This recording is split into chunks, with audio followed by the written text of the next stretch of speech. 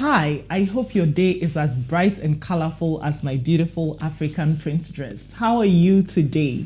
I am Ahmed Duncan. I am a corporate trainer, business coach, and founder of the Fabulous Woman Network. Welcome to Mind Your Business. This is my weekly video podcast in which I get to talk about business. Sometimes I also interview other people so that they can share their lessons on business. We can glean from them, create wealth, and impact more people, as we should be doing as children of God. Now, today I want to talk about 3 categories of people to network with and why.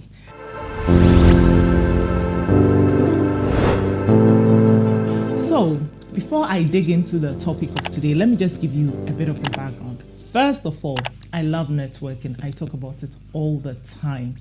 And I always say that I am where I am today because of the people in my network. Every single job opportunity I've had has been through my network. Every single employment business contract I've had has been through my network. I value my network. Even my husband, I got through my network. So I'm very, very passionate about networking.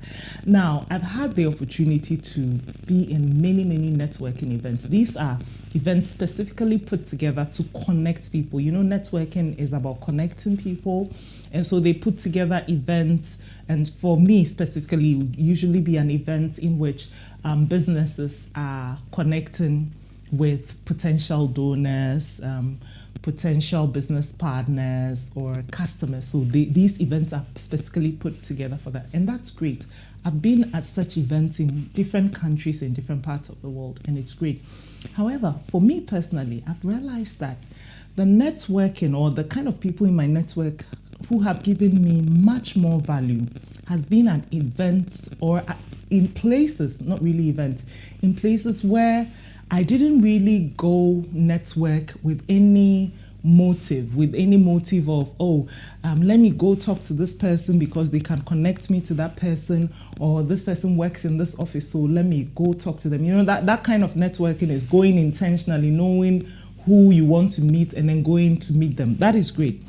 I am saying that what has given me most value has been where I didn't have any idea, any clue as to who I was going to network with, and then I would just really genuinely connect with them just for friendship's sake, and eventually such a person will be of value to me or I will be of value to her.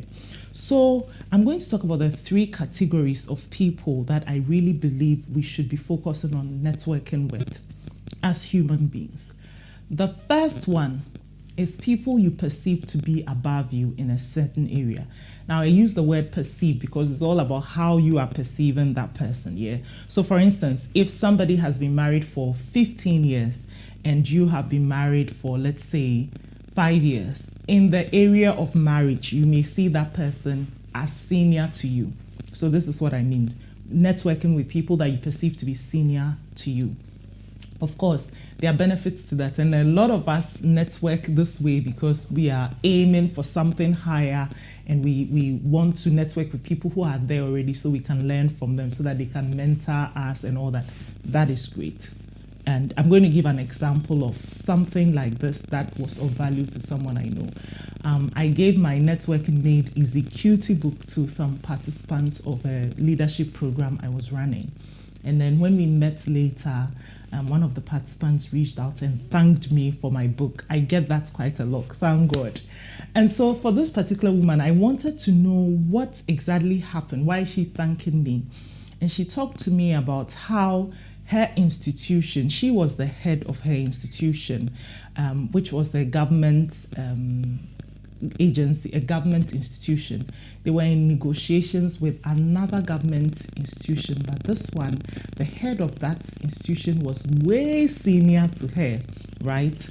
And so they were in this meeting and things were tough. Everybody was, having a strong stance, and it's like the negotiation was not going anywhere.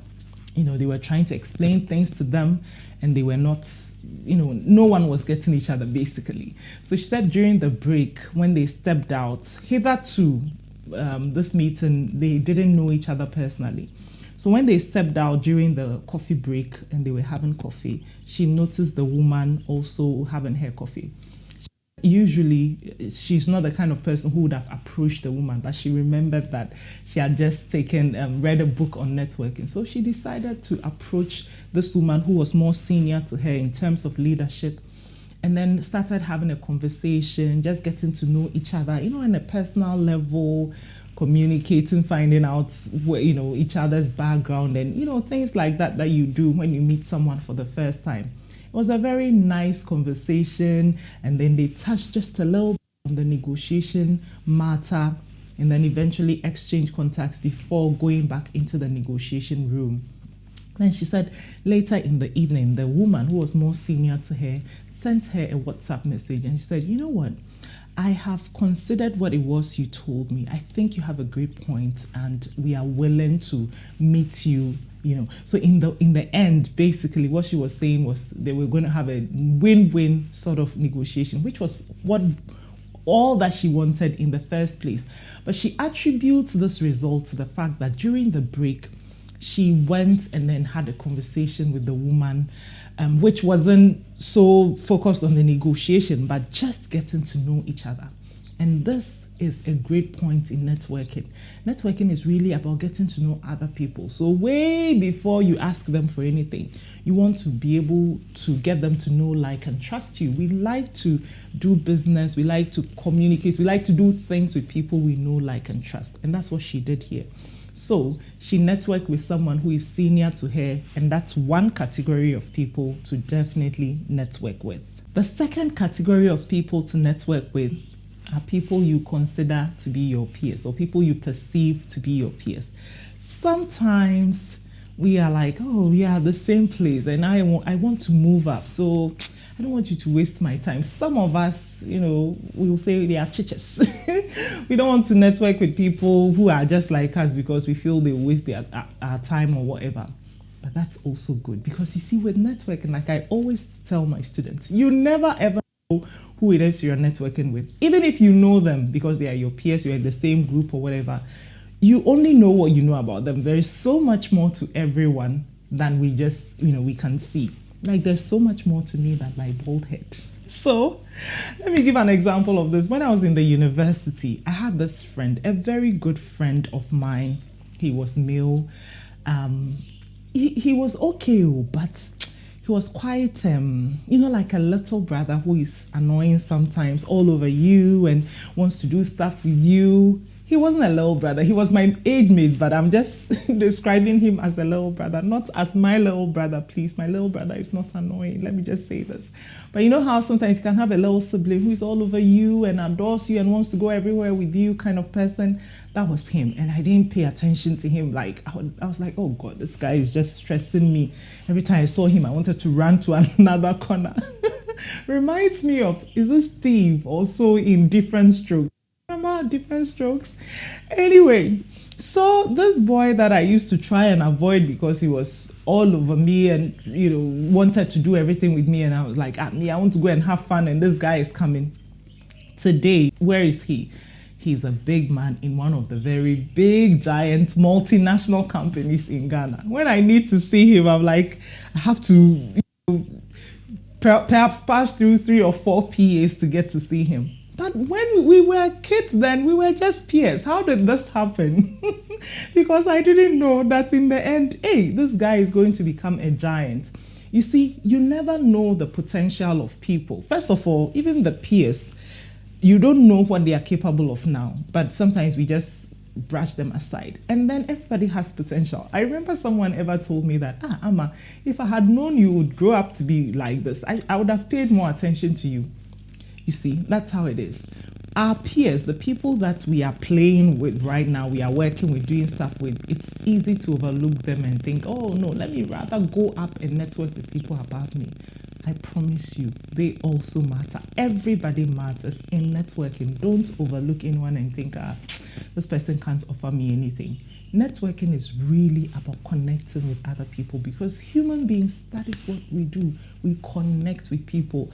Our results, all the things we are looking for are sitting with other people, and it's through them that we continue to grow and grow and grow so that we can make impact. So definitely network with your peers. The final category of people that I want you to be encouraged to network with is people you perceive to be below you in a certain area. So remember how in the first instance I used the marriage example. So let's say that you've been married for 15 years this time, and then there's a couple that has been married for 4 years, 2 weeks. You're like, oh, they're a baby couple. So you perceive that in the area of marriage, you're a senior to them. A lot of us don't want to waste time on people who are behind us because we feel like, oh God, they will slow us down. This is networking. Remember, once again, networking is simply connecting with other people. Trust me, you want to connect with these people as well because you never know the potential. Abua kunkuntiba, you know that saying in Chi. You never know their potential. Let me tell you a story. I used to speak at Kwame Nkrumah University of Science and Technology a lot.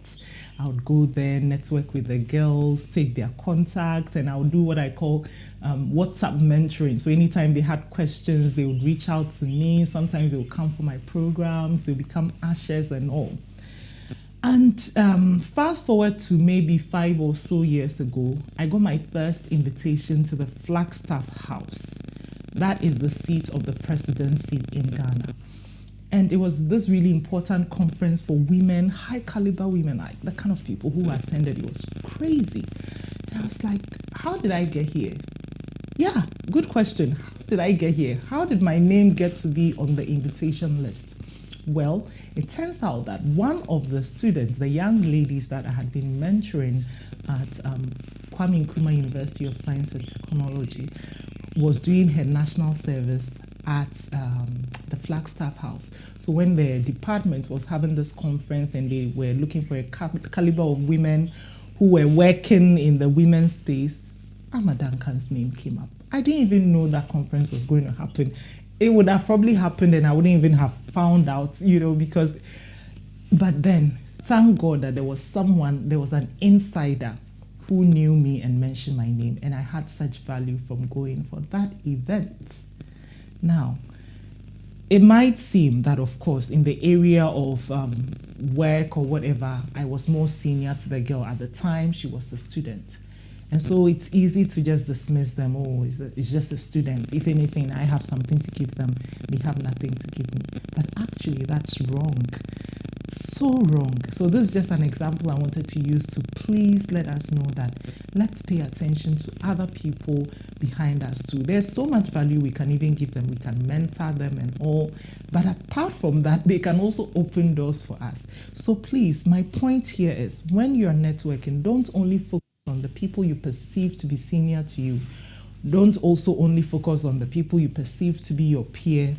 Look everywhere. Even those you perceive to be beneath you can also be of value to you, or you can be of value to them. Remember, you're serving, and when you're serving, you can serve people above you, people at your same, your peers, or you can also serve people beneath you. It all matters, okay? But maybe you're watching me and you're thinking, Amma, listen, my problem is not what you are talking about. My problem is I'm shy. I have a lot of ideas, but when I'm talking to people, I just become zip. You ask me my name and I forget. Or maybe your problem is that you know how to say hello, but after hello, that's it. You muster the courage to say the hello and then you don't know what to say next. You are like, oh God, what should I ask next? What should I say next? And then you are worried. Or maybe you don't know how to keep the conversation going after the initial meeting. How do I nurture the relationship? How do I keep in touch with them? How do I become friends with them and things like that? Maybe that's your worry.